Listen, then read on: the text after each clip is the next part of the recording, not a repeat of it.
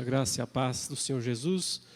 Estamos aí para o finalzinho já da carta de Paulo aos Gálatas, agora o capítulo 5, e vamos até o 6, para terminar o estudo completo desta tão importante carta escrita por Paulo, uma das primeiras cartas, talvez a mais antiga das cartas do Novo Testamento, que trata de um assunto muito teológico, muito difícil, porque diz respeito à relação da salvação pela fé, a salvação pela graça, com as obras da lei, Então, aí um ponto de dificuldade da igreja ao longo de toda a história foi justamente entender, de fato, qual é o relacionamento das chamadas obras da lei com a questão da salvação pela graça. Hoje nós vamos meditar nos versículos 1 a 12, e como sempre nós vamos fazendo uma tradução aqui e meditando então passo por passo. Nós vamos orar nesse momento, suplicando a bênção do Senhor sobre nossas vidas, pedir para o reverendo Lucas nos dirigir nessa oração. Seja conosco, Deus, tua presença, a graça da iluminação dos nossos corações através do teu Santo Espírito, de forma que goteje sobre nós a tua doutrina, Deus. E assim tenhamos prazer na tua lei, que é santa, é agradável e perfeita. Em tudo pedimos mais apego à pessoa bendita de Jesus, o nosso Salvador e Senhor. Sim, Deus, é por Ele que oramos. Amém. Ok, vamos então começar aqui a leitura de Gálatas 5, versículos 1 a 12. Pode projetar aí, isso. De passar para... O tema que eu estou dando para essa parte do texto é a liberdade da fé. Como os irmãos percebem, Paulo está tratando já há um bom tempo aí na carta com essas expressões, escravidão, liberdade. Ele usou os exemplos de Sara e Agar como tipos, uma tipologia da liberdade e da escravidão. Nós vimos no último estudo ele usando essas figuras e mostrando que quem está na fé, quem entendeu a salvação pela graça, está na liberdade dos filhos de Deus, na liberdade e não na escravidão. E ele agora então relembra isso que ele acabou de ensinar no final do capítulo 4, com essa primeira expressão aí que ele diz, para a liberdade. É importante notar que esse termo liberdade, que é o eleutheria no grego, ele geralmente também é utilizado para a libertação de escravos. Tecnicamente falando, quando uma pessoa foi liberta da escravidão, ela tinha essa expressão aí, técnica apontada para ela. Por isso que eu coloco entre parênteses, para a alforria, porque nós temos essa palavra em português, que é uma palavra muito usada no tempo da escravidão no Brasil. Quando se tratava de libertar um escravo, precisava pagar o preço da alforria, para que o escravo, então, pudesse se tornar um liberto. E o Senhor está dizendo que nós fomos libertados por Ele, por Cristo. Mas não apenas Ele nos libertou da escravidão. O que Paulo está dizendo aqui é que Ele nos libertou para a liberdade, para que a gente possa viver, experimentar de fato a vida de alguém livre. Então, observe que ele repete mais uma vez, ele diz assim, para a liberdade, Cristo nos libertou. Duas vezes usa o termo alforriou ou alforria na mesma construção, na mesma frase. Então, Cristo pagou o preço da nossa escravidão para que a gente deixasse de ser escravo, é isso que ele está dizendo, e com o propósito claro de que nós continuássemos livres, que nós entendêssemos o que é a liberdade e experimentássemos então essa liberdade. Aí está a declaração, então, né, mais importante já de todo esse estudo. Ele norteia, essa declaração norteia tudo o que Paulo vai dizer daí para frente. É o destaque dado ao status que o Senhor conquistou, que o Senhor comprou para o seu povo. Para a alforria foi que Cristo nos alforriou, ou para a liberdade, Cristo nos libertou. Então agora ele faz um apelo para os Gálatas, ele dá uma ordem para eles. A ordem é: fiquem firmes nessa liberdade. Não troquem essa liberdade, não descartem essa liberdade, não desprezem essa liberdade. Fiquem firmes. O termo significa basicamente ficar em pé. Ficar em pé, a ideia seria não se curve de jeito nenhum para voltar a um estado de escravidão. Fique em pé, essa posição que Cristo conquistou para você não é a de prostrado, porque o servo, o escravo, é aquele que precisa estar prostrado diante do Senhor. Quando Paulo diz então, fica em pé, você não é mais servo. Você não é mais escravo daquelas forças, daqueles poderes que o escravizavam. É claro que nós nos tornamos também servos, mas servos de Cristo. Nós nos prostramos a outro Senhor. Mas nós nos prostramos a esse Senhor voluntariamente, de certa forma. Voluntariamente. Então, é porque nós queremos sim servi-lo. Agora, em relação ao pecado, ou à própria escravidão das obras da lei, essa é uma escravidão involuntária.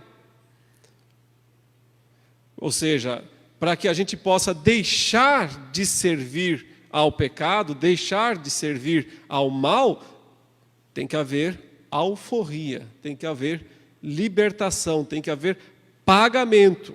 E o Senhor Jesus, então, fez esse pagamento para que nós não precisemos mais nos prostrar diante daqueles poderes que nos dominavam. Então ele fala, agora fiquem em pé.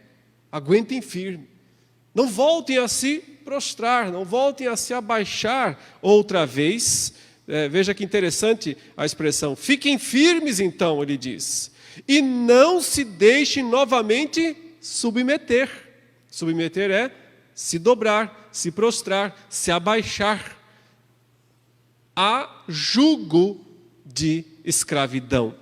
Jugo é aquele termo usado frequentemente para descrever o instrumento que se coloca sobre os animais, a fim de poder dirigi-los no campo, para que eles façam o trabalho no campo. Evidentemente, isso é uma agricultura antiga. Hoje em dia é tudo mecanizado nos campos, na maior parte. Quando se coloca o jugo em cima do pescoço do animal, você controla o animal, você leva para onde quiser. Onde você quiser, você leva o animal. E é exatamente isso que nós tínhamos sobre o nosso pescoço. Quando nós éramos escravos do pecado e da lei, Paulo fala. Do pecado, porque somos pecadores, e o pecado está em nós por natureza, nós não temos como resistir a ele. E da lei, porque a lei nos condena por causa dos nossos pecados. Então o Senhor Jesus veio e pagou o preço para tirar esse jugo, tirar essa escravidão do nosso pescoço. Mas o problema dos Gálatas era o quê? Que eles estavam se prostrando outra vez, se dobrando outra vez, diante das exigências impostas pelos pregadores judaizantes, aqueles que iam lá de cidade em cidade, atrás de Paulo, como tantas vezes eu expliquei aqui, falando que Paulo havia pregado muito parcialmente o Evangelho, dado destaque só à graça, só à fé, mas esqueceu de falar que precisava guardar algumas coisas, pelo menos, da lei. Pelo menos algumas coisas, eles diziam. É claro que vocês não precisam guardar toda a lei judaica, diziam os judaizantes, mas vocês, como gentios, têm que, pelo menos, se circuncidar, porque não tem como fazer parte de Israel sem ser circuncidado. Por isso que o grande destaque está aqui em toda a carta para a circuncisão. Mas a gente vê também um destaque um pouco menor para aquelas outras duas coisas, já mencionadas também aqui, a questão da comida, da bebida, dos alimentos puros e impuros, os alimentos permitidos, os alimentos proibidos. E também a questão de respeitar as datas festivas e provavelmente, né, com grande destaque para o sábado, né, como o dia da lei, o dia do descanso solene do povo de Deus. Então, quando os Gálatas começaram a dar atenção a essas exigências, Paulo disse que eles estavam se submetendo outra vez a esse jugo de escravidão.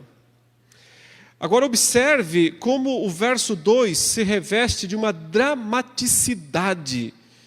Porque o apóstolo Paulo aqui, ele chama a atenção, ele traz o discurso para si mesmo, né? Ele está falando meio que genericamente, olha, vocês, para a liberdade, foi que Cristo nos libertou, todos nós, então vocês aí fiquem firmes, não se abaixem outra vez, não se tornem servos novamente.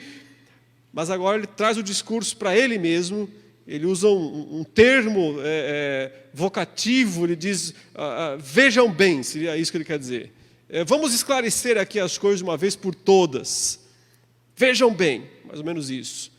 Aí ele diz, eu, Paulo, quem conhece assim, um pouquinho da estrutura da língua grega, consegue ver que ele está sendo muito enfático. Porque normalmente não é comum a pessoa falar o próprio nome, né? Ela não precisa falar o próprio nome, né? E aqui Paulo menciona o nome dele, eu, Paulo. E também não é muito comum eles usarem o pronome pessoal eu, esse ego que aparece aí. Então ele fala, ide, ego Paulos, lego rimim. Ou seja, olhem bem, prestem atenção, o que eu vou falar agora é muito importante. O que eu vou falar agora é absolutamente necessário que vocês entendam.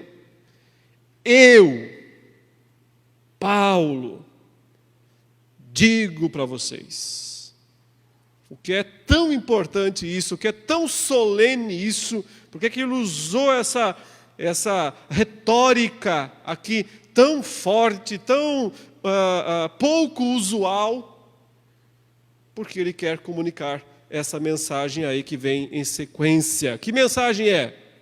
Se vocês se deixarem circuncidar.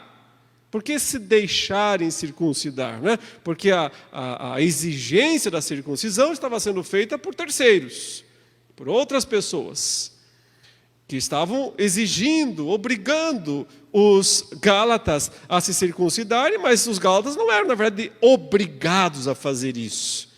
Eles só fariam se eles quisessem.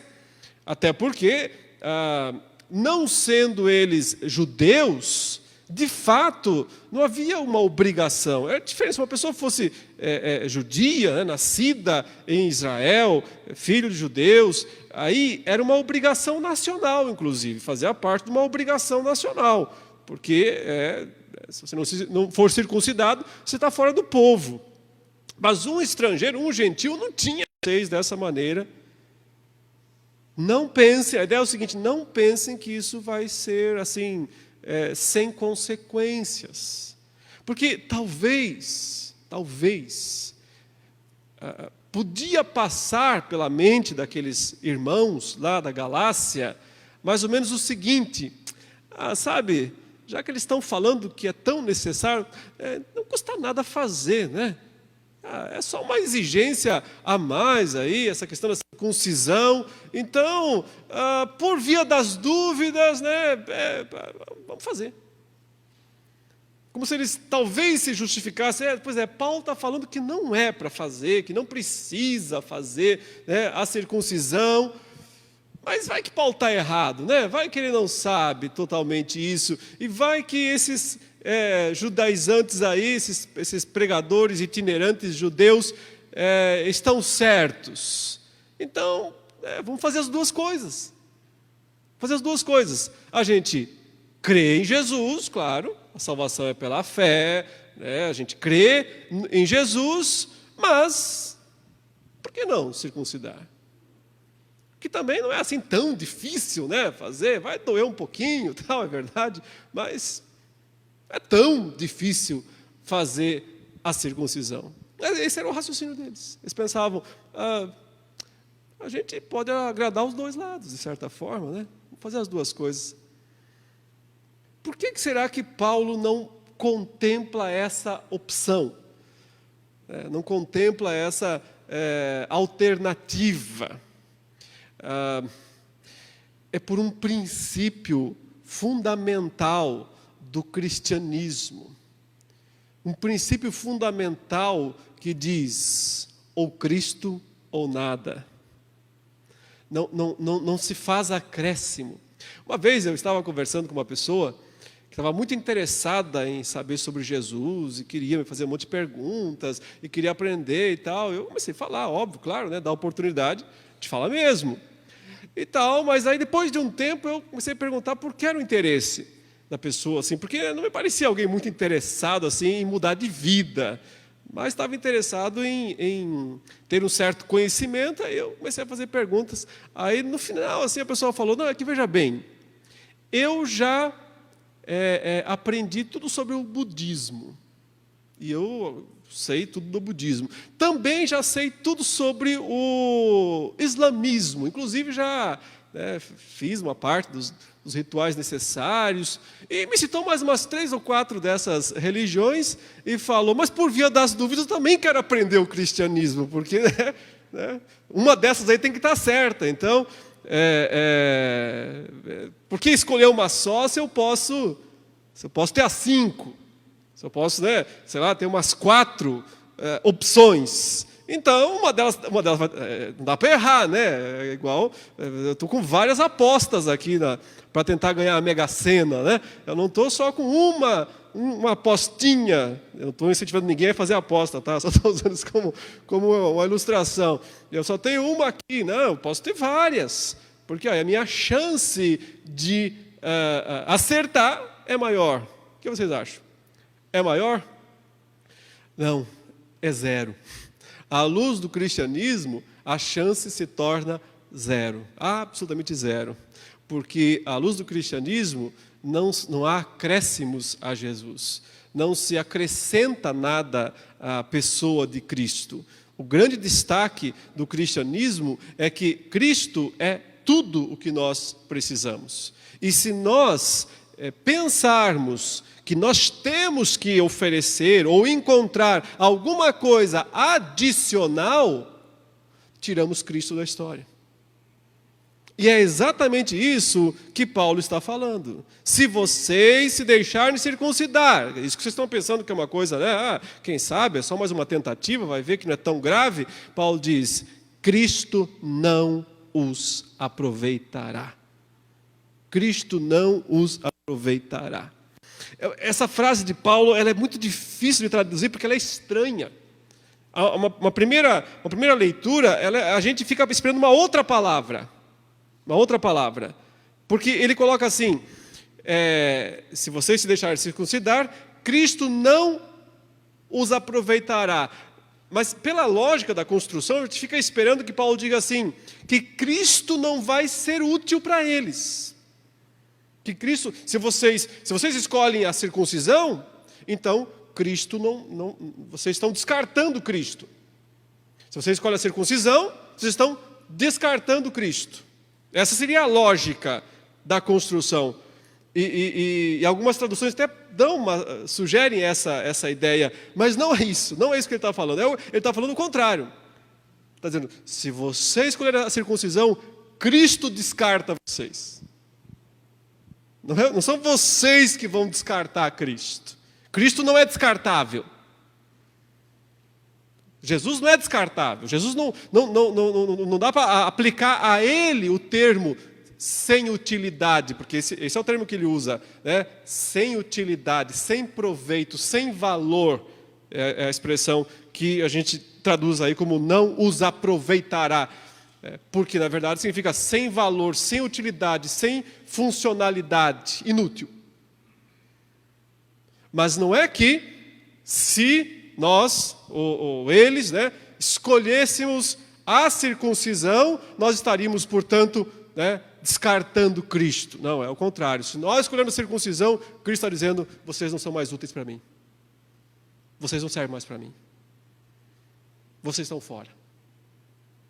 Eu não mais os aproveitarei para nada. Vocês não servem mais para nada, para mim. É isso que Cristo está falando. Vocês não têm mais serventia nenhuma para mim. Então, veja que há aqui, né, obviamente, um respeito, né, no texto pela soberania de Cristo, pela grandeza de Cristo. Cristo não é uma coisa que nós podemos manipular. Não é algo que a gente pode pegar e depois descartar. Não é uma coisa, ele não é um objeto. Na verdade, quem decide essa questão do se me pertence ou não, se me é útil ou não, não somos nós, mas é Jesus. Então, está bem claro, né? Se vocês se deixarem circuncidar, Jesus vai jogar vocês no lixo. Vocês vão ser descartados. Vocês não terão nenhum proveito. Ele não os utilizará para nada. Testemunho outra vez, ele fala. Ele está usando só termos muito fortes, né? Esse termo aqui é o martiromai, né? Mais tarde, esse termo martírio, que significa basicamente dar um testemunho formal, vai ter uma conotação, algumas décadas para frente da carta aos Gálatas, de morrer. Aqui ainda não está nesse estágio em que o termo mártir deixou de ter semanticamente um valor ou um sentido apenas de falar algo formalmente e passou a incorporar semanticamente a ele a ideia de morrer por. Ainda não tá nesse estágio. Mas a palavra é forte de qualquer maneira porque ela significa um testemunho formal. Eu estou testemunhando isso para vocês como se estivesse diante de um tribunal. É uma palavra para um tribunal. Então, se reveste de muita seriedade esse termo. Eu testemunho contra vocês, podia ser dito até mesmo. Quero estabelecer esse testemunho aqui, mais uma vez, a qualquer homem. Ele usa um termo aqui, pante, podia ser todo homem, mas o sentido é mais genérico mesmo na passagem, então acho que qualquer homem faz mais sentido. Qualquer homem que se deixa circuncidar, que ele não sabe no que ele está entrando, é isso que Paulo está falando. Ele não sabe a barca furada que ele está entrando. Vocês estão achando que se vocês se deixarem circuncidar, vocês vão estar aumentando as chances de serem salvos? Não, vocês vão estar diminuindo drasticamente essa possibilidade. Vocês não vão aumentar as chances de ser salvos. Ou seja, se vocês vão fazer isso que eles estão exigindo de vocês, porque estão dizendo que é necessário, se não fizer isso, não vai ser salvo. Então vocês pensam, bom, não custa nada, vamos fazer então. Não, vocês não estão aumentando a chance de serem salvos. Por quê? Vocês estão aumentando o grau de exigência sobre vocês. Porque se vocês se deixarem circuncidar, qualquer homem, qualquer pessoa aí que se deixe circuncidar, que sob obrigação está de toda a lei guardar. É aqui que nós, então, entendemos de fato que aquilo que os judaizantes estavam dizendo lá para os gálatas, não era que eles tinham que guardar toda a lei. Porque se eles estivessem ensinando que eles precisavam guardar toda a lei, não faria sentido Paulo falar isso daqui. Certo? O ponto é que eles estavam sendo seletivos, escolhendo aquelas três coisas, principalmente, né, acima de tudo, circuncisão. Parece que se tornou uma questão de honra para aqueles judeus recém-convertidos ao cristianismo, né, mas que temiam provavelmente, como de fato veio a acontecer, temiam o distanciamento que podia existir em breve entre os cristãos, gentios e os judeus. A intenção provavelmente deles era boa. A intenção dos judaizantes. Qual era a intenção?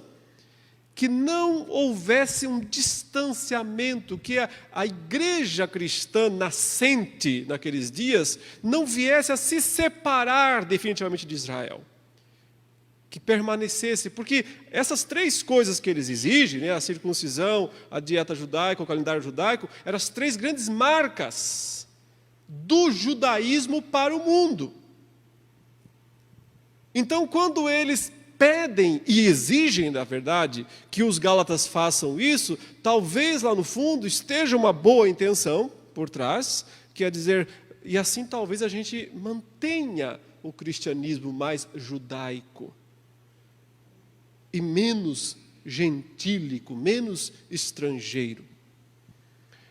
Mas sempre que as pessoas querem controlar a obra de Deus, controlar, humanamente falando, a obra de Deus, por causa de questões humanas, elas atrapalham a obra de Deus. Então, é sempre um risco isso para qualquer pessoa, né? Confundir a sua vontade pessoal para a igreja com a vontade de Deus. É sempre um risco. Que todos os crentes e pastores e presbíteros e diáconos correram na história da igreja. E muitos caíram por causa disso, e por isso que há tantas divisões e tantas seitas, né, no cristianismo. Porque em algum momento as pessoas colocam os seus interesses acima do que está escrito, acima do que está na palavra de Deus. Aqui parece que estava acontecendo isso. Embora a intenção fosse boa, vamos manter coesa esse desenvolvimento inicial da igreja, mas a que custo? O problema é esse, a que custo? A custo de sacrificar o próprio Cristo. Sacrificá-lo outra vez. No sentido de não valorizar suficientemente a cruz, o sacrifício, né, de Jesus Cristo. Por isso que Paulo fala, não tem esse negócio de escolher três coisas que agradam a vocês ou agradam aos judaizantes e pensar, a gente agora cumpre essas três coisas aqui, está tudo certo para o nosso lado. Ele fala, não. Vai se circuncidar? Ok. E as outras 600 e tantas leis que estão lá, o que você vai fazer com elas? Você vai simplesmente ignorá-las? Você percebe que até hoje há problemas com isso. Até hoje as pessoas vão, muitas vezes no Antigo Testamento, e escolhem uma ou duas coisas lá e tornam isso, né, um padrão para a vida cristã atual. Algumas igrejas há bem pouco tempo, acho que tem igreja até hoje que faz isso. Não se vê mais muito, né? Mas lembra de um texto que fala assim, a mulher não usará roupa de homem. E o homem não usará roupa de mulher, né? O Deuteronômio menciona. Aí, igrejas dizem, então, roupa de homem é calça. Portanto, mulher não pode usar roupa de homem. Alguns crentes, algumas mulheres cristãs, passaram a vida inteira debaixo desse jugo. Debaixo dessa obrigação. Porque alguém seletivamente foi lá no Antigo Testamento e tirou um versículo, tirou uma lei e disse, essa aqui continua valendo hoje. E as outras 604 deixou de lado. Da mesma maneira, as seitas que até hoje dizem, essa comida aqui não pode. Essa carne aqui não pode. É proibido. O que eles estão fazendo? Também sendo seletivos, pegando um aspecto identitário, porque é a mesma coisa aqui dos Gálatas. Por que aquelas três coisas? Porque elas eram identitárias, elas mostravam a identidade do judaísmo naqueles dias.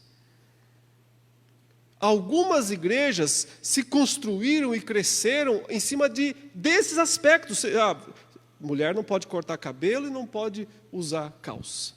E isso era uma identidade para elas, para essas igrejas, pelas quais elas se consideravam as únicas certas e todas as outras erradas e perdidas, porque não faziam isso. Agora, recentemente, essas igrejas abandonaram esses costumes, a maioria, né?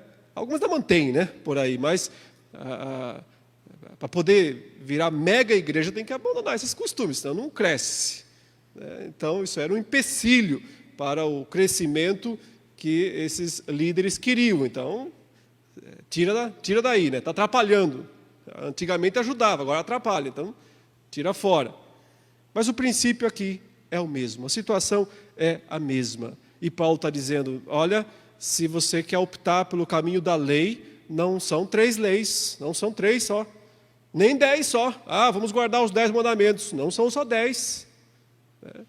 Aí são centenas, estima-se que são 612, um número aproximado, não é exato, parece exato, né? Mas ninguém sabe exatamente se é um pouco mais, um pouco menos, depende do desdobramento de uma lei ou outra que pode acontecer, mas estima-se mais de 600 leis, exigências.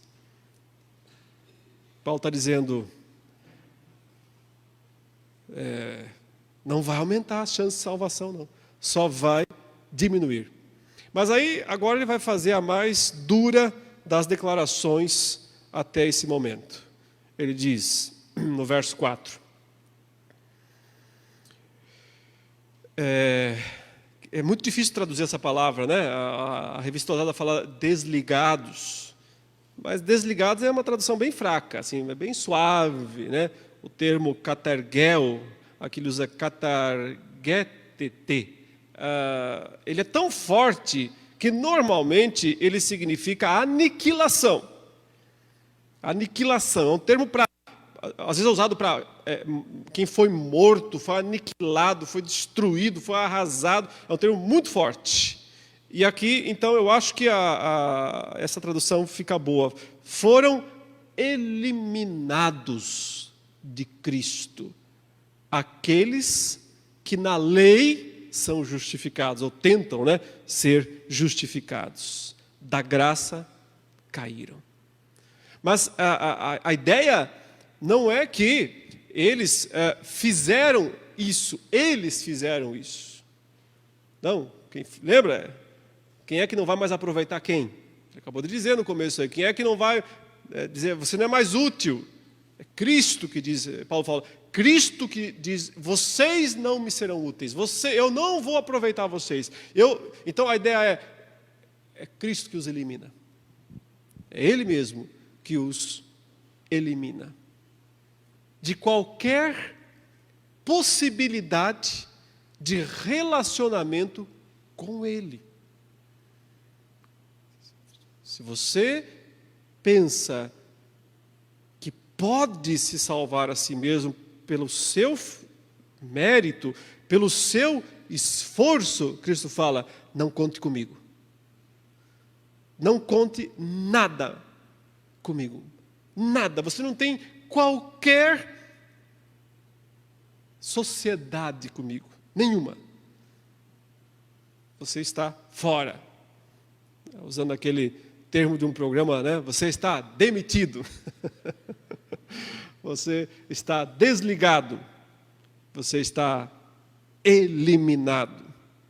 Não há chance de salvação se alguém pensa que pode se salvar pela observância de qualquer prática, qualquer regulamentação, seja ela qual for, qualquer prática eclesiástica ou regulamentação, se isso for colocado para a igreja como sendo um teste da verdadeira fé, um teste da salvação, Paulo diz, então se agarre muito bem a isso aí, porque é só o que você tem. É só o que lhe resta. E não se esqueça de pegar as outras 600 e tantas leis lá também, porque você vai precisar delas. E no final, perceberá que não resolveu nada. Então, observe, o texto não está falando de perder salvação. Alguns hoje você passaram para falar, viu, está falando de perder a salvação, coisa do tipo. O texto está falando do teste da verdadeira salvação. Ele está dizendo quem é salvo e quem não é salvo.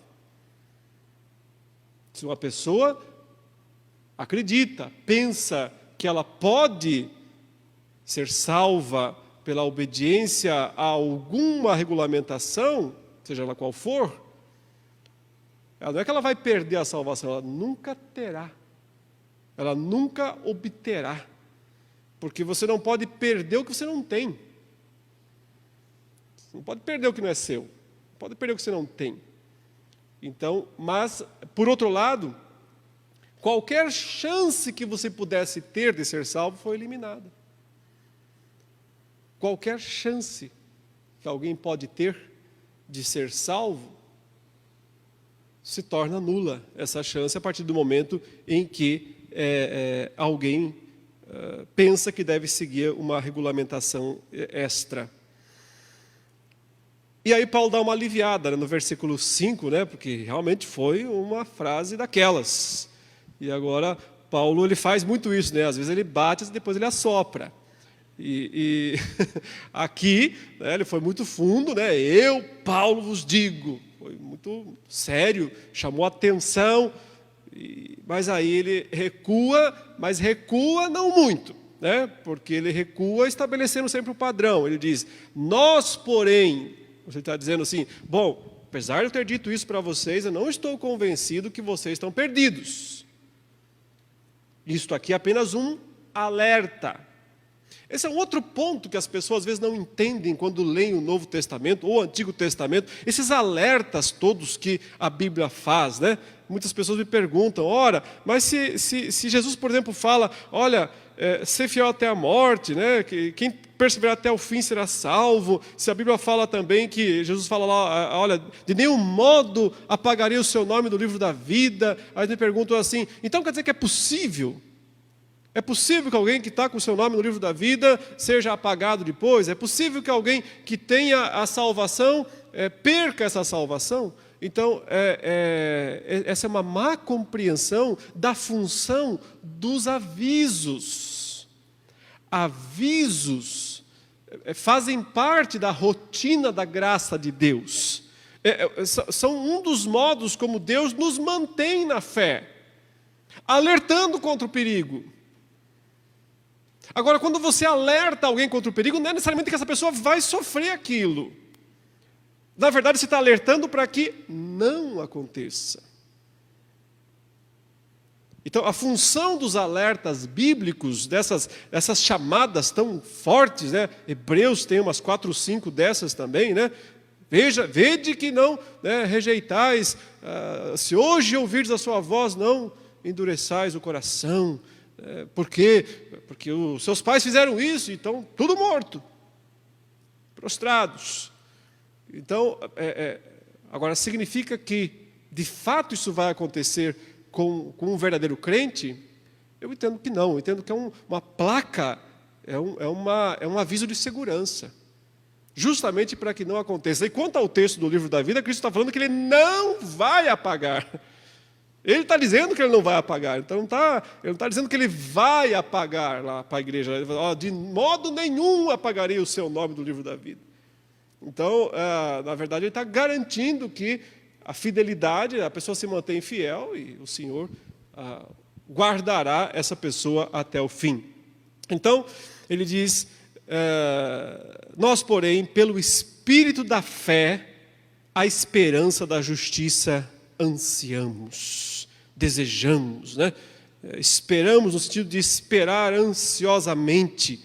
Então ele está dizendo, olha, apesar de eu ter falado essas coisas tão duras para vocês, mas eu estou convicto de que vocês e eu, nós juntos, pelo Espírito da fé, usa essa construção outra vez, o ek pisteus, ele está sempre usando esse da fé, que a gente traduz como pela fé, mas que o sentido é algo que provém da própria fé. Então, o que provém da própria fé? A esperança da justiça, a esperança da plena justiça, o que significa aquela absolvição final no último e supremo tribunal, que não é esse aí que julga os habeas corpus do Brasil, mas aquele do grande trono branco, aquele onde todos serão julgados segundo as suas obras. Nós também seremos julgados segundo as nossas obras, porém perceberemos lá que as nossas obras más foram pagas, foram quitadas por Cristo. E perceberemos lá também que as nossas obras boas foram capacitadas pelo Espírito da fé. O Espírito da fé. Essa palavra é muito importante, esse Espírito da fé. Daqui a pouquinho, Paulo vai começar a falar no capítulo 6, ainda no capítulo 5, melhor, sobre o fruto do Espírito. A gente não chegou nesse texto ainda, que geralmente é o mais conhecido de Gálatas, o fruto do Espírito. O que é o fruto do Espírito? Num resumo, é o cristão vivendo plenamente a sua liberdade. A liberdade da fé, a liberdade que o Senhor concedeu para esse que outrora foi um escravo do pecado, escravo da condenação, mas tendo sido comprado, resgatado, alforriado, ele agora não precisa mais viver, se rebaixar, se abaixar outra vez aos velhos padrões, porque agora ele pode usufruir da liberdade da fé, da verdadeira liberdade. Ou seja, quando nós obedecemos a Deus, hoje como cristãos, isso é liberdade. Porque nós estamos exercendo, de certa forma, a mesma liberdade de Deus. Deus é um ser livre ou não? Deus é um ser livre. Mas ele pode pecar? Então como ele pode ser livre? Se ele não pode pecar, é porque a verdadeira liberdade é a liberdade para o bem. É a liberdade para fazer sempre o bem. O mal é sempre escravidão. O pecado e o mal é sempre escravidão. Por isso Deus é livre, porque Ele não pode pecar. E essa liberdade o Senhor começou a nos dar, através do novo nascimento. Essa liberdade nós teremos plenamente só quando a esperança da justiça se cumprir. Veja, essa esperança da justiça significa a esperança de quando nós seremos de fato justos. Hoje nós somos justificados. O que quer dizer? Declarados justos. O que quer dizer que nós fomos declarados teoricamente justos. Nós somos justos na teoria, não na prática. Porque na prática nós continuamos pecando. Na prática nós continuamos fazendo um monte de coisas que desagradam a Deus. Mas chegará o dia quando nós não seremos justos só forensemente, como diziam os reformados, perante o tribunal de Deus, mas nós seremos justos diante de Deus. Quando o pecado não for mais realidade em nós, quando o Senhor extirpar da nossa vida todos os resquícios da queda, então nós disporemos da mesma capacidade, habilidade de Deus de não pecar, de não mais pecar.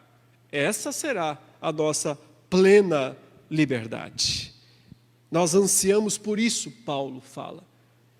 Quando ele usa essa palavra ansiar, esperar, expectativa, eu penso que é um paralelo com o que ele fala em Romanos 8, quando ele diz que existe uma ardente expectativa em nós. Primeiro ele fala que ela está na natureza também, a ardente expectativa da criação. Mas fala da nossa também. Qual é a nossa expectativa mais ardente? É a expectativa de sermos revestidos da incorruptibilidade. Revestidos da perfeição do mundo vindouro. Até que isso aconteça, nós temos que conviver com a injustiça. Até lá, por isso, inclusive, só podemos, pela fé, viver. Pela fé.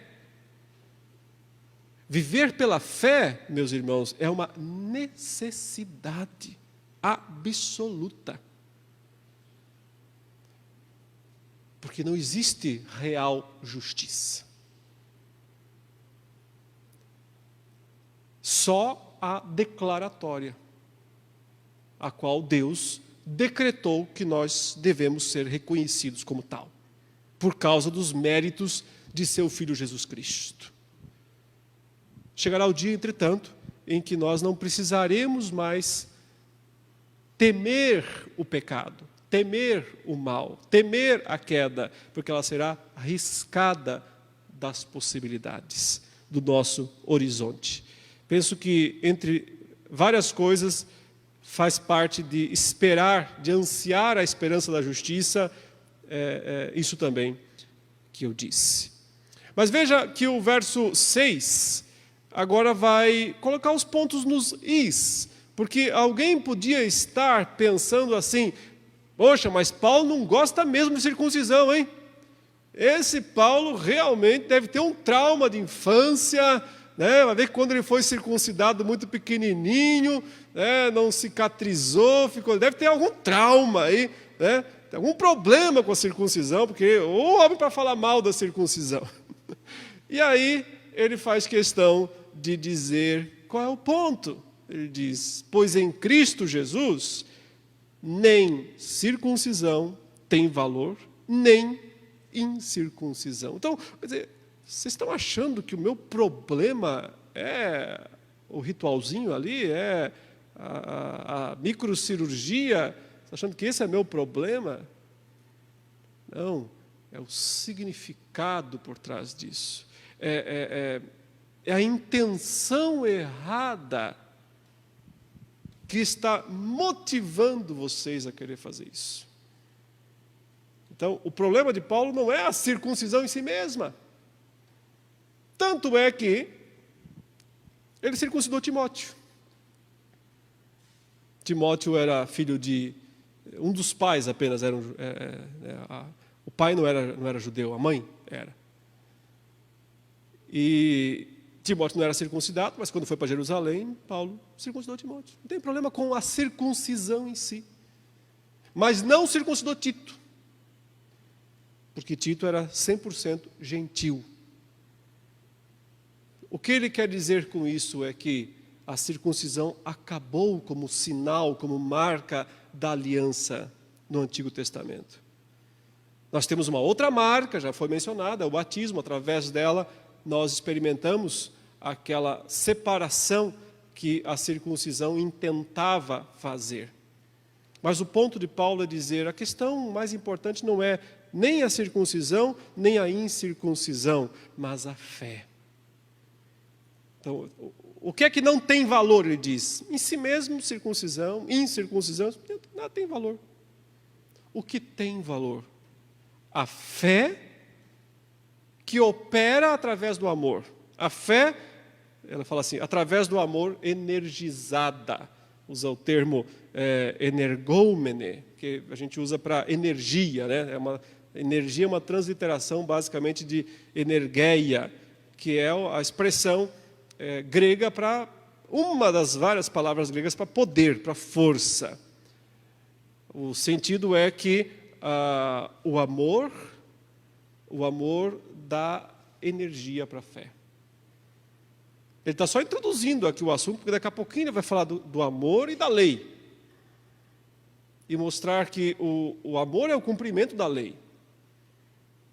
Mas geralmente Paulo faz isso. Antes de tratar do assunto, ele vai jogando um pouquinho, uma pitadinha antes, para a gente ir se acostumando com o termo, né? E daqui a pouco ele chega derrubando uma tonelada de conceitos teológicos em cima da gente, tendo relação com aquilo que ele já introduziu, já antecipou.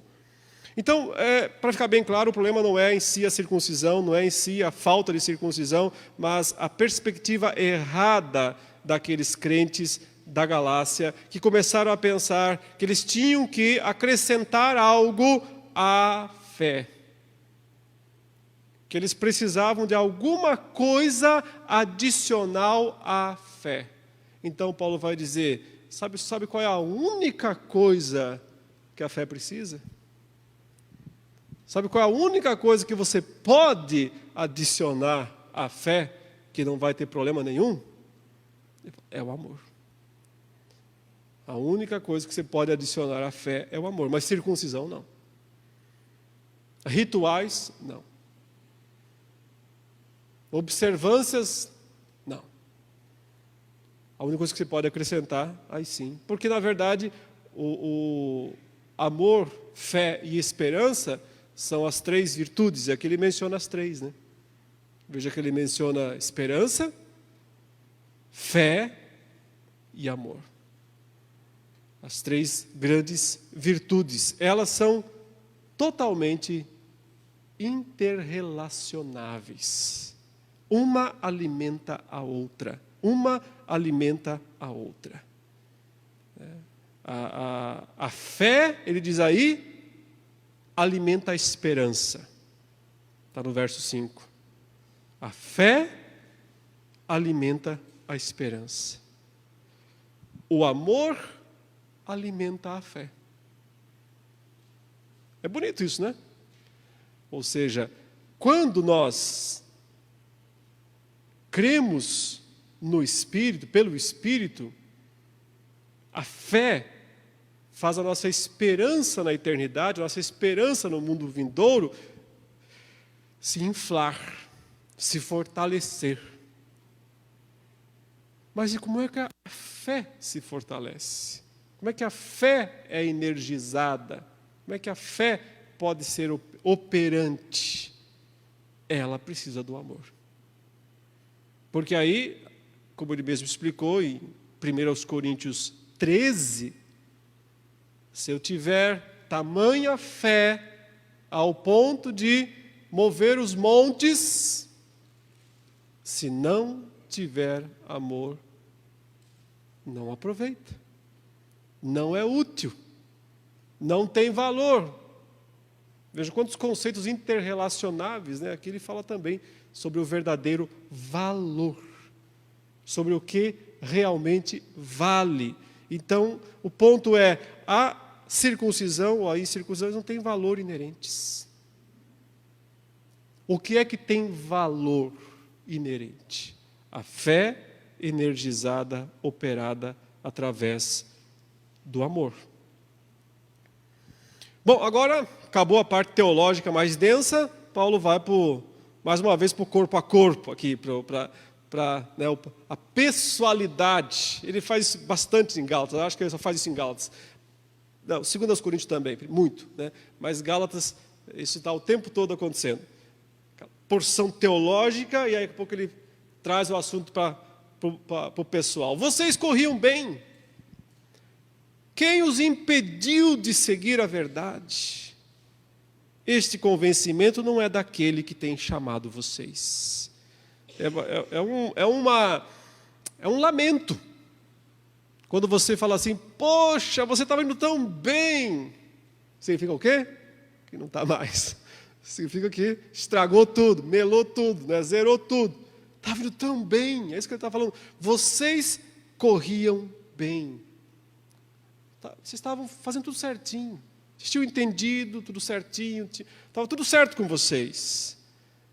Quem foi esse Aqui ele usa a palavra assim na terceira pessoa do singular.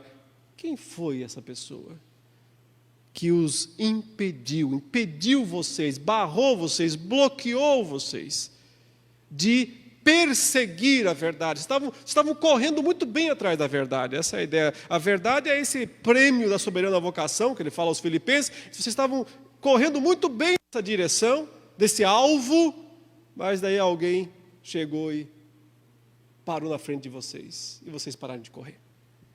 É óbvio que ele está falando, né, daqueles judaizantes. Fala, este convencimento, essa persuasão, essa atitude dessa pessoa que fez vocês pararem, estagnarem na fé, não é de Deus.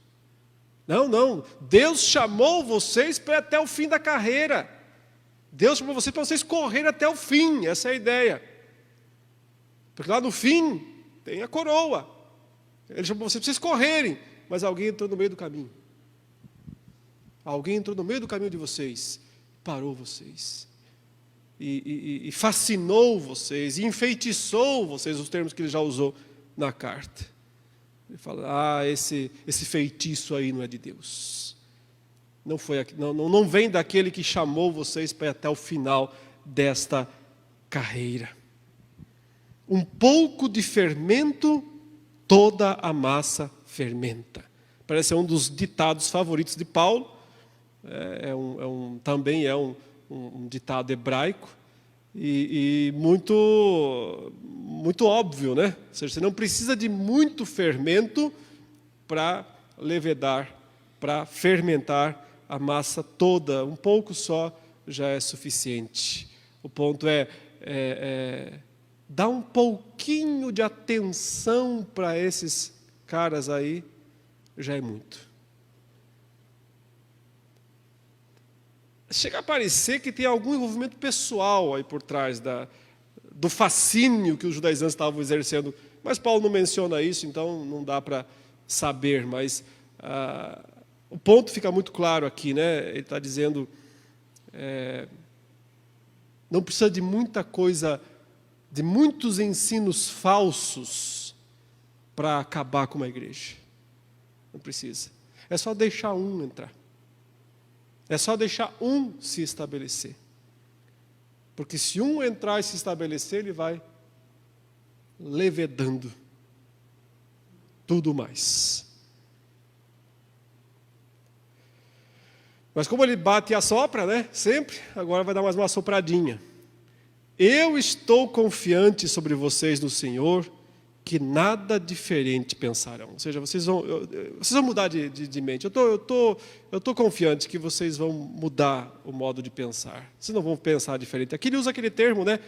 Fronete.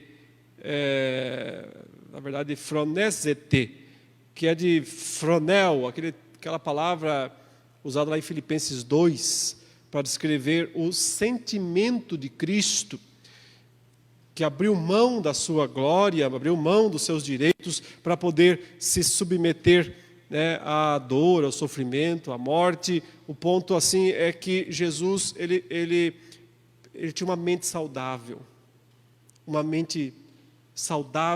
espiritualmente falando, tão saudável que ele conseguia abrir mão dos seus próprios direitos pessoais para poder servir. Então, mais ou menos o que ele está falando aqui é isso. Ele espera que os Gálatas voltem à mente de Cristo, voltem a ter a mente de Cristo, voltem a ter o pensamento correto, voltem a ter a mente saudável. A mente deles, o pensamento deles ficou poluído, se poluiu. Então é preciso retornar à mente sã, ao pensamento. Ele está na esperança de que eles não vão ficar alimentando ainda mais outros pensamentos estranhos. Porém, né, aquele que perturba vocês, usa outra vez o singular, é aquele, como se fosse uma pessoa, esse grupo devia ter um líder, não sabemos quem é, mas devia ter um líder, um monte de seguidores, mas um chefinho, um chefão, aí nessa história, E aí Paulo já falou deles no começo, e agora no final ele está personificando, está individualizando aquele. Então parece que ele está realmente apontando para o líder, principal líder desse grupo aí de perturbadores, agitadores, podíamos usar essa expressão. Então, aquele que agita vocês, aquele que perturba vocês, aquele que tira essa mente saudável de vocês, aquele que fica complicando as coisas para vocês e desestabilizando, talvez fosse a palavra mais interessante aqui, né? Aquele que fica desestabilizando vocês espiritualmente, emocionalmente, carregará o juízo, vai pagar.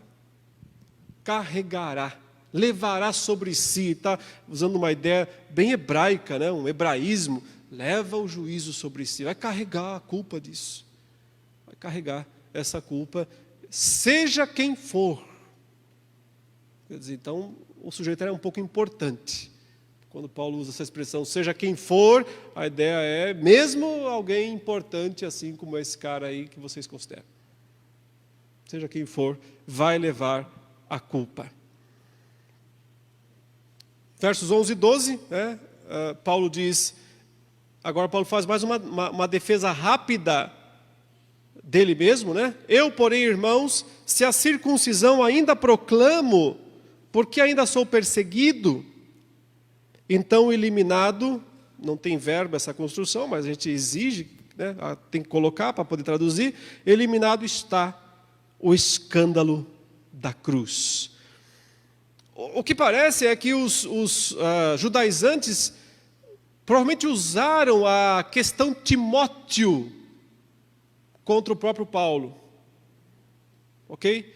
Provavelmente eles usaram a questão Timóteo contra o próprio Paulo, porque nessa guerra de tentar diminuir, né, a importância do outro, eles deviam ter dito, mas ele fica falando aí para vocês que vocês não devem se circuncidar, não devem se circuncidar, e lá em Jerusalém ele circuncidou Timóteo. Então, cadê a coerência de Paulo? Então, na verdade, Paulo provavelmente por aí ele prega a circuncisão, ele só não quer pregar para vocês, porque ele quer que vocês fiquem submissos somente a ele. Chegou a esse nível aqui, a acusação que os judaizantes estavam fazendo. Aí Paulo diz, o quê? Eu ainda prego, vocês acham mesmo? Se eu ainda prego a circuncisão, por que eu sou perseguido então? Então estava eliminado o escândalo da cruz. Por quê? Por que está eliminado o escândalo da cruz? Fala, se eu ainda estou pregando a circuncisão, então eu não estou mais pregando o escândalo da cruz. Em que sentido a cruz deixaria, ou antes disso seria um escândalo e depois então deixaria? Difícil entender exatamente o que Paulo tem em mente aqui. Não é fácil interpretar, traduzir. Mas lembrem que ele menciona essa ideia em 1 Coríntios capítulo 1, quando ele diz que a cruz ela tem dois significados para dois grupos distintos. Ela diz que a cruz é loucura para uns, escândalo para outros. Aí, o que é loucura para quem? Para os gregos. Escândalo para quem? Para os judeus. Para os judeus. Escândalo, literalmente, significa pedra de tropeço.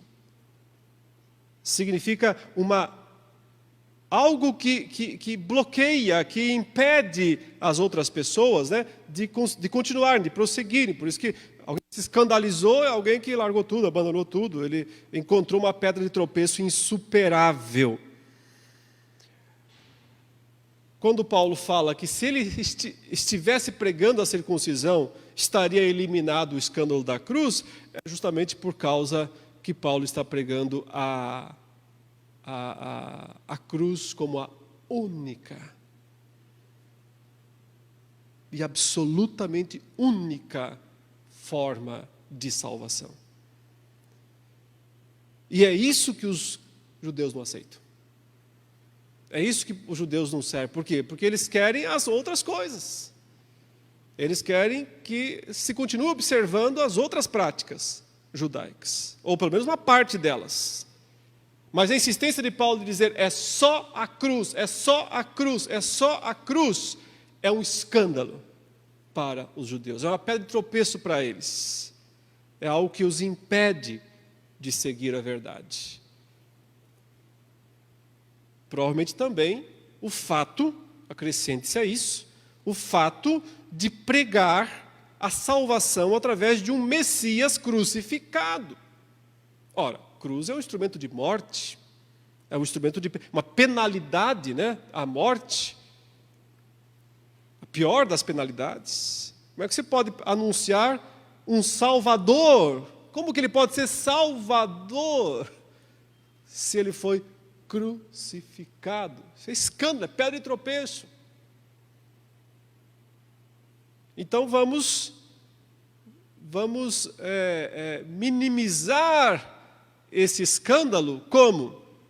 Fazendo concessões. Concessões. Os gregos querem sabedoria. Os judeus querem sinais. O que são isso? Concessões. Concessões. Fazer concessões para eles. Mas nós pregamos o escândalo, a loucura.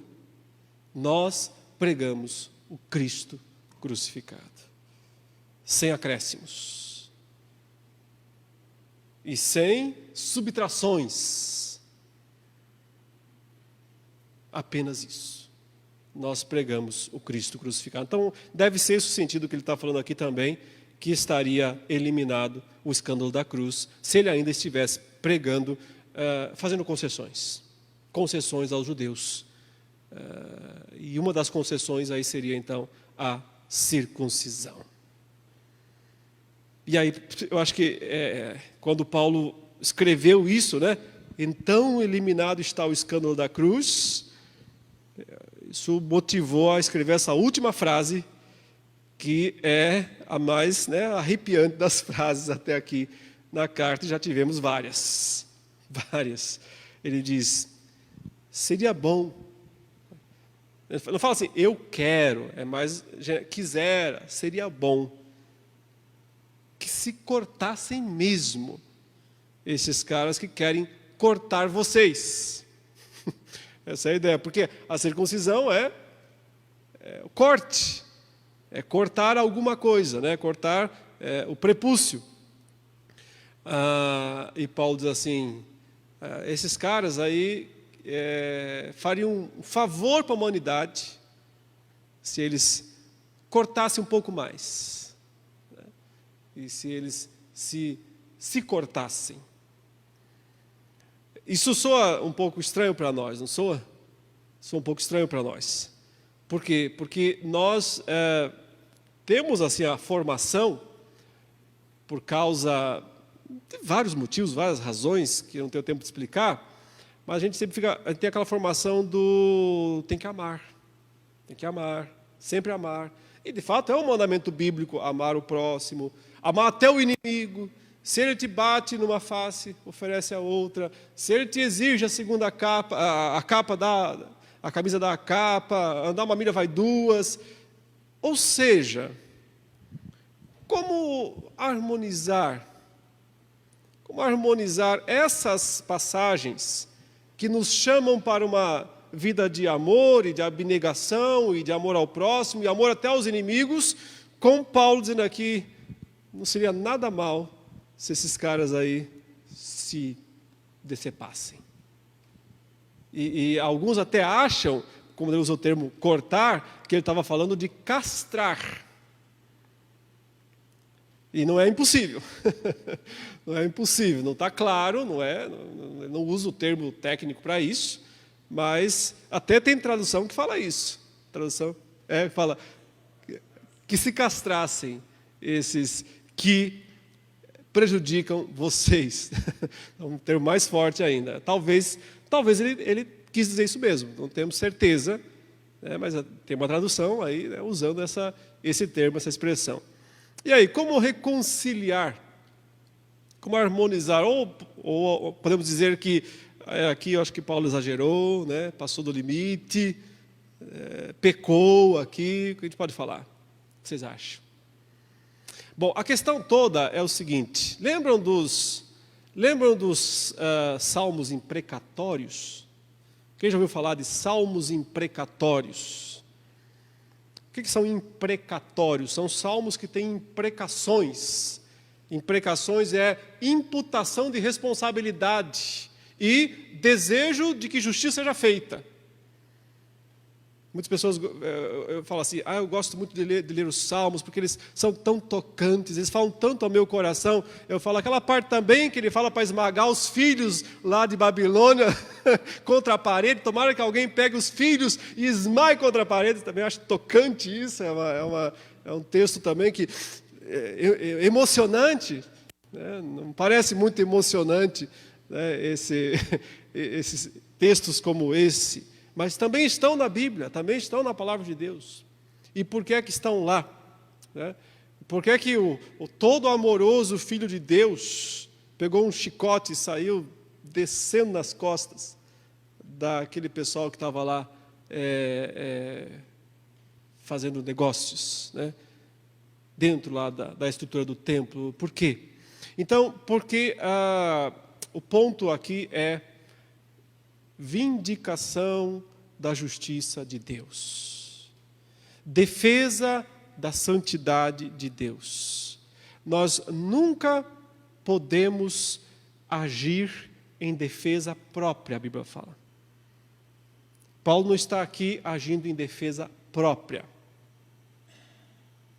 É uma defesa da verdade, é uma defesa da justiça de Deus. O que esses judaizantes estão fazendo é muito grave, não é superficial, não é só um costumezinho a mais que eles querem implantar na igreja. Eles estão atacando o próprio coração do Evangelho, o próprio coração da mensagem salvadora. Então Paulo diz: eles vão levar a culpa sobre si. Era melhor que eles morressem.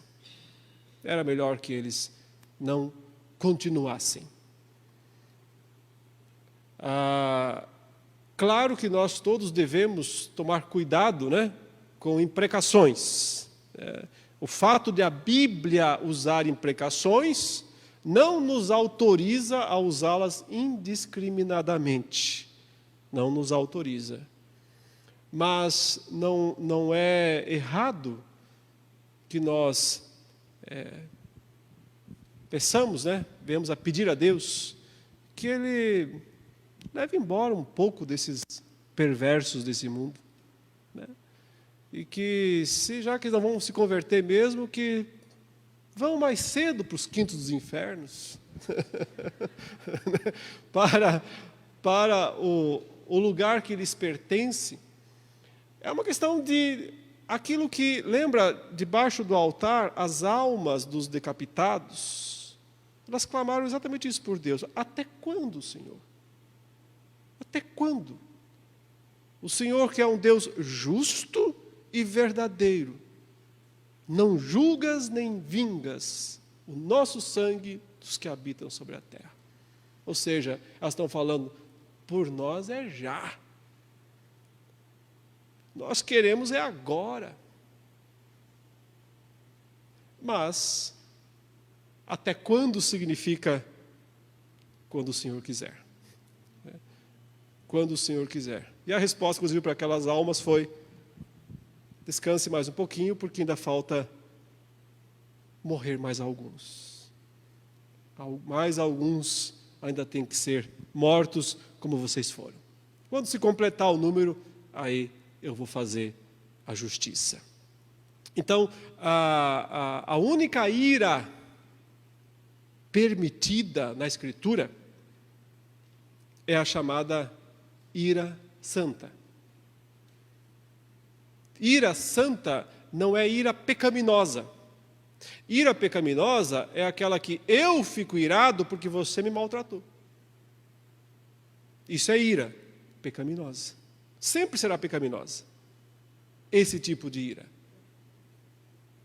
A ira santa é aquela que eu fico irado, você pode ficar irado, ao ver o nome de Deus ser ofendido, menosprezado. Aí você tem até a obrigação de ficar. Porque se não ficar, é porque não se importa com Deus. É porque no fundo você não está nem aí com Ele, com o nome dEle. Tanto faz como tanto fez, se alguém ofende a Deus para você. Se isso não mexe, não incendeia alguma coisa dentro de você, alguma coisa está errada com você. A ira santa, ela é plenamente justificável. Mas nós temos que tomar muito cuidado com isso. Por quê? Porque é muito fácil para nós confundir ira santa com defesa própria. Porque às vezes eu fico bravo com o blasfemo que está blasfemando de Deus, não por causa da justiça, da santidade de Deus, mas porque eu estou me sentindo ofendido. Ele está ofendendo a minha religião. Ele está ofendendo a minha prática, a minha postura, a minha vivência. Isso não é ira santa. Isso é só uma autojustiça, uma autodefesa. Então, o limiar entre ira santa e ira pecaminosa é bem tênue e nós temos que tomar muito cuidado com ela. Finalizando, pouquíssimas considerações ainda teológicas para fecharmos. Vamos tentar resumir aí o ensino dessa passagem. Ligando com a anterior, né? Somos libertos, alforriados, pois, como ele disse no capítulo 4, somos espiritualmente filhos de Sara, portanto, filhos da promessa. A promessa foi recebida por Abraão pela fé. Nós devemos continuar mantendo o padrão da fé, e não uma tentativa de obediência cega ou pouco inteligente à lei, não uma coisa seletiva. Essa tentativa seria o mesmo que voltar à escravidão, se prostrar outra vez, ou se tornar, na linguagem do texto anterior, um filho da escrava, um filho de Agar. A seletividade em guardar alguns mandamentos, como se necessários fossem para a salvação, é demonstração de profunda ignorância. Pois nesse caso, a pessoa teria que tentar guardar a lei como um todo, e ninguém simplesmente conseguiria fazer isso. Ao assumir esse pensamento, essa pessoa precisa entender que Cristo não fará mais qualquer diferença para ela. Cristo não vai mais abençoá-la. Cristo não produzirá nada na vida dessa pessoa, nem a graça. Então a ideia é, não conte comigo, não conte com a graça. Você só tem a você mesmo e a lei. Vire-se. Paulo mostra então que o problema não é a circuncisão em si mesma, mas o sentimento ou pensamento errado que os gálatas estão alimentando em relação a isso. Eles poderiam ter colocado qualquer outra prática no lugar da circuncisão e cometeriam o mesmo erro, por causa do sentimento, da mente errada. Então Paulo esclarece que ser livre significa ter, através do Espírito, a esperança da justiça. E ser livre significa ter uma fé que trabalha através do amor. Uma fé energizada através do amor. E é isso, meus irmãos, que nós tínhamos para falar sobre Gálatas capítulo 5. Espero que o Senhor tenha acrescentado à sua vida, ao seu coração, um pouco mais da sua palavra. Alguém quer perguntar alguma coisa? No questions. Vamos orar então. Pedir ao presbítero Eliseu que nos dirija numa oração.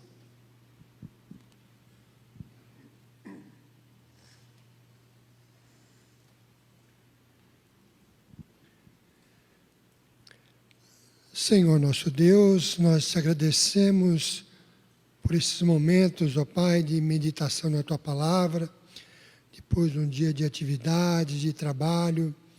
E muito obrigado, Pai, porque a Tua Palavra é lâmpada para os nossos pés e luz para os nossos caminhos.